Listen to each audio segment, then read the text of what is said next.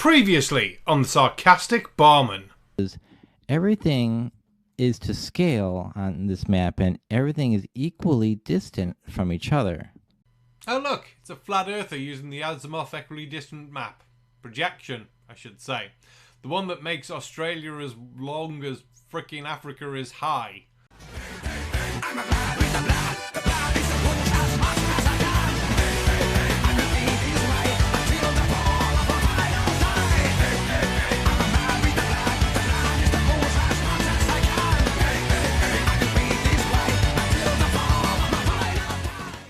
Good evening, ladies and gentlemen, I am the Sarcastic Barman and welcome to the channel. And yes, we're doing part 2 to Flat Earth maps and rubbish.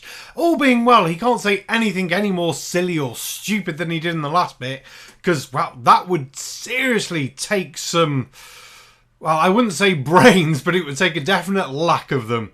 So, let's continue from where we left off after looking at the Azimuth equidistant plucking projection map and see what stupidness is round the corner. Warning, face bomb protection may be required from this point onwards. You have been warned. Wasn't in this island over here on a lot of maps in California, I think this is underwater completely now. Just all cut off after the flood. Have you guys ever heard of Nicaragua? Yeah, because we schooled in England, so... Sorry, that just sort of popped into my head. I don't know why. I mean, it's not as if someone was trying to make out the entire Californian peninsula, wasn't there? Fuck. I mean, you'd have to tell Mexico and everything that an entire huge bit of land that they own isn't there. And it's not as if maybe there's a simple explanation for that being an island. Like, people hadn't discovered round to that bit of North America yet. Whew. No, let's just make out that it was an island that was there that now isn't there, but looked very similar to the Californian peninsula, which obviously isn't there because that would be far too fucking logical.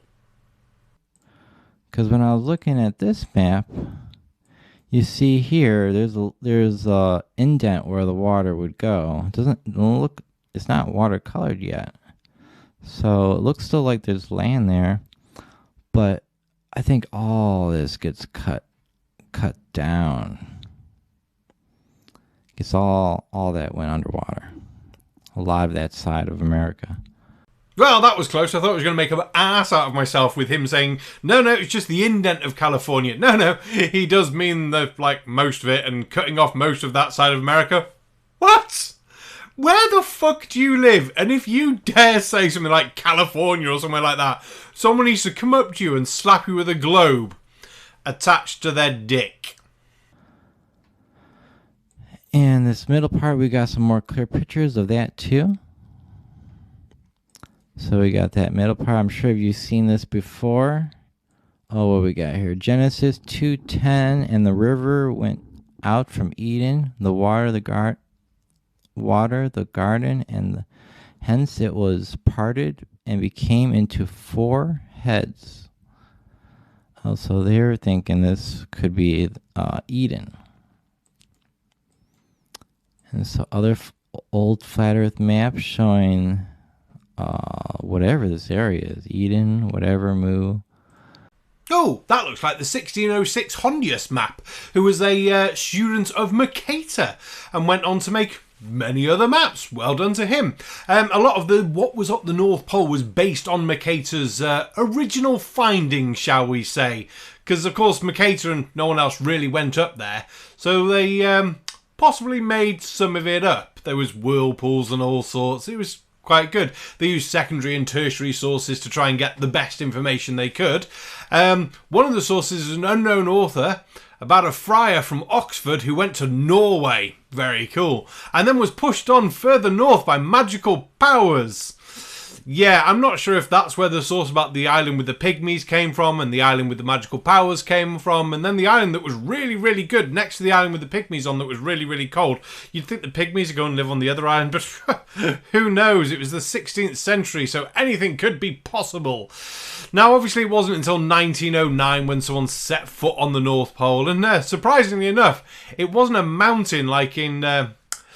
Yeah, that map you're looking at. So that's an odd one. You could go to the North Pole and verify that it's not a mountain. I mean, that map's not that old, really. What is it, 418 years old? Crap, no, 416 years old.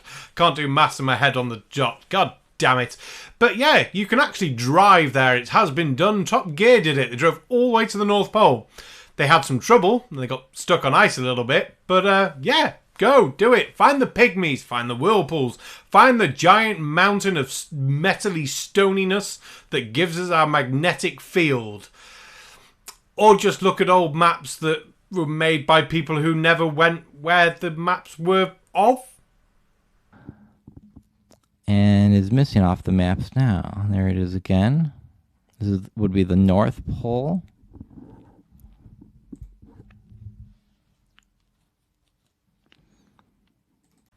Damn, that was a long pause. If you're trying to think what to say, then just talk slowly. But yeah, the entire 4 quadrants of Antarctica was gone by about 1636 on modern maps.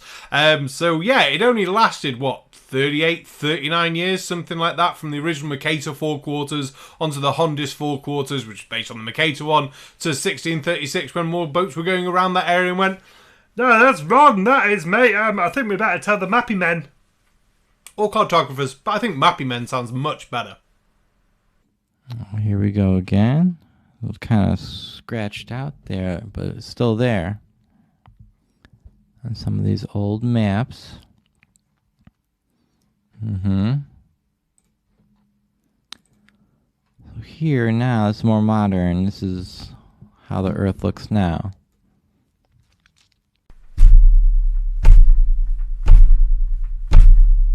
Fuck my life! No, it doesn't! Well, sort of. So when you look up this map, you'll see propaganda and false information alongside a bunch of truth. Because I looked this map up and what the words mean, and over again you're going to see, like, to scale, this map is to scale, blah, blah, blah. Everything's equally distanced from each other. This is a good map for flying. Well, this is also the map they use in airplane GPSs, because it wouldn't work with a different map. Really now, in the GPS system for planes, the global positioning for planes, they use that map. Are you sure about this? And are you sure you want to say it's accurate? We could give you a second to come back into the real world, but you can't because this is a pre-recorded video, so you've got no way of interrupting me to do this. So, we better talk about planes, and we have to talk about planes. I've just spent half an hour going through flight trackers and shite like that, and we're going to start by talking about QFA 64. Full details down here. And yeah, QFA 64 leaves from Johannesburg on a Monday, and then flies over to Sydney directly.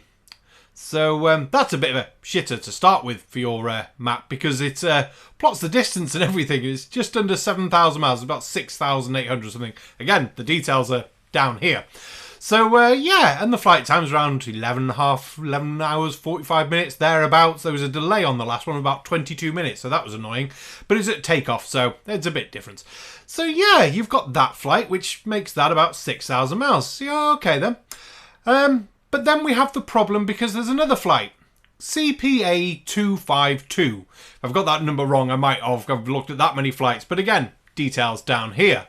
And that flight leaves from London and flies direct to Hong Kong, which is about 1,000 miles less than the Johannesburg flight.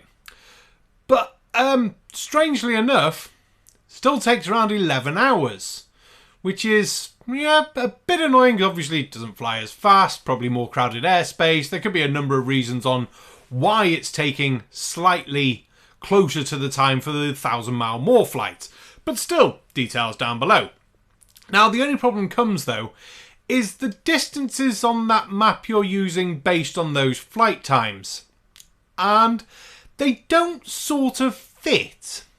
And by me saying they don't sort of fit, I mean, they're fucked. They are seriously fucked. There is no way that those flight times should be anywhere near the same sort of time, because on your sort of map, it's almost half the distance. So you'd expect one to be about 5 hours and one to be 11, or if one's 11 hours in the Northern Hemisphere, you'd expect the Southern one to be closer to, what, 20, 22-hour flight. So, yeah, another flat Earth fail.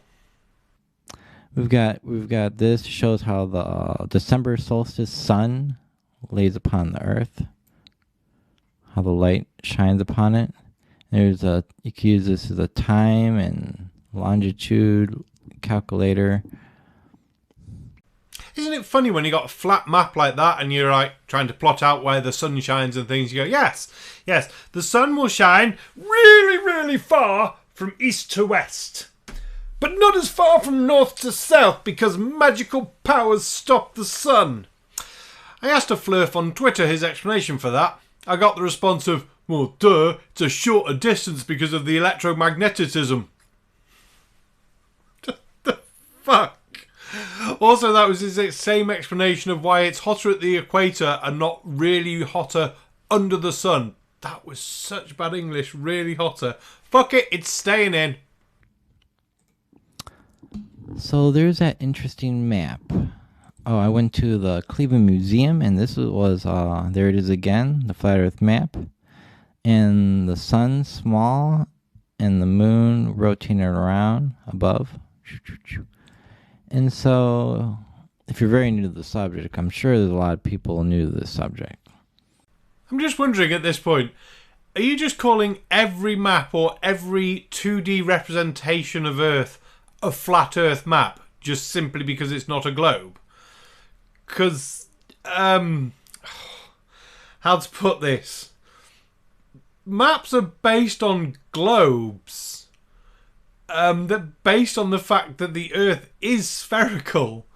It's just really hard to get correct distances and things like that of a 3D object onto a 2D representation. I think we're starting to understand where your problems are coming from. So, pretty much all ancient people believed in the same model with a dome overhead, waters above the dome, like in Genesis. Oh no, not ancient cultures with their massive world-spanning empires and their excellent skills at sailing all round the Earth and their planes and their satellites and their rockets and everything like that. Oh wait, they didn't have any of those things, did they? Ah, that sucks a bit. Oh dear, what should we do now? Should we just look at the Egyptians? Let's look at the Egyptians, because they thought the sun went down. Oh, that's a bit awkward for you as well, isn't it? The sun actually going down and going under the earth and lighting up the underworld. And they were probably quite good with their maths and measurements and things, weren't they? Didn't they build some things? What did they build again? Oh yeah, the fucking pyramids. Huh. So that's a little bit awkward for you. Who else's creation theory do you like? I do like the Norse ones, really. You got the three brothers, kill the giant, build Earth out of the giant. That's always quite fun. It does have a dome. It's the giant's skull. So, yeah. Though they were a bit worried that the giant skull might fall down, so they sent the dwarves to go and hold the skull up. So, in theory, there's some dwarves somewhere holding up a giant skull. The dwarves also came from the worms that were crawling through the giant's rotting remains. It's a fucking messed up creation story. It's a bit like the Greek one with killing people, climbing out of people, and all that crap, but with no titans, just giants. So, yeah. Funny that, isn't it? But, yeah, let's just ignore modern day science, experiments, observations and evidence, anything like that, and go for these ancient Norse and Egyptian and Hindu and Hebrew and whatever else you had on that map thing, poster. Because that obviously makes far more sense. In the Bible, the dome the firmament. In the Norse legends, I like the Norse legends a lot too. Yay, we have something in common. I especially like the bit about the giant wolves that are chasing the sun and the moon across the sky, but one wolf just keeps catching bits of the moon and eating some of it, and that's why the moon changes shape.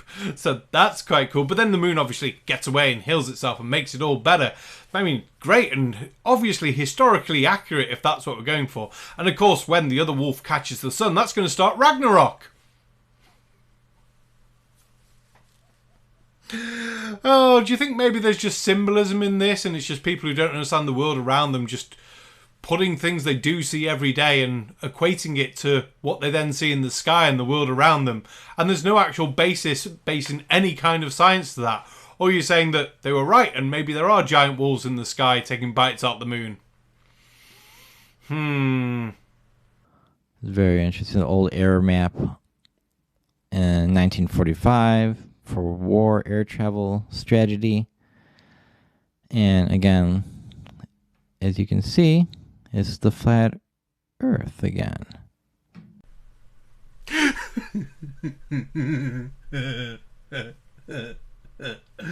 Tell me you're a flat earther who doesn't read anything without telling me you're a flat earther who doesn't read anything. Oh yeah, you use this fucking map. Now, the red lines, hopefully I've got this big enough that you can see it, they're rough air routes. They're not the exact air routes and things like that. They're more for distances. But you might notice something a bit funny, especially if we go just off to the coast of America and go, oh, that one's 3,000 miles. And that one's 4,000 miles. But the distances...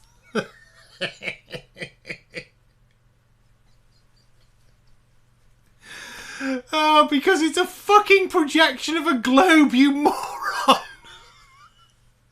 But what's better from that one to the Gleason's one? At least it puts the distances in there to give some sort of indication.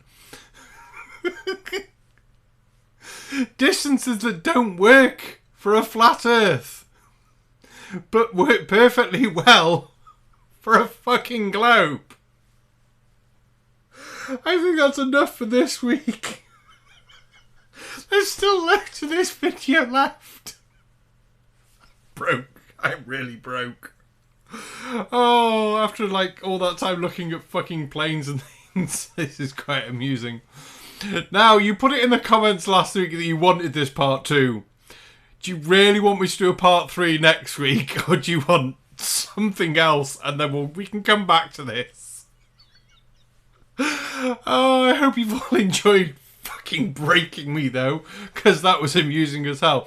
Don't forget, videos on Tuesdays are still coming out. We're shitting on Matt. I hope you're all enjoying them. I haven't looked at the comments from this week's video yet because it's Wednesday and I'm useless and I miss my own premiere time.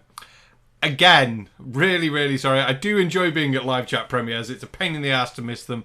And yeah, hope everyone's having a good year so far. I'm having a hilarious one by the look of it already. See you all in the next one. Don't forget to like, share, comment, subscribe. Big thank you to everyone who makes these videos possible, which is basically everyone who likes, shares, comments, subscribes, as a member, Patreons, the whole works. You all make these videos possible. I'm very, very grateful for all of it. Thank you very much. Good night.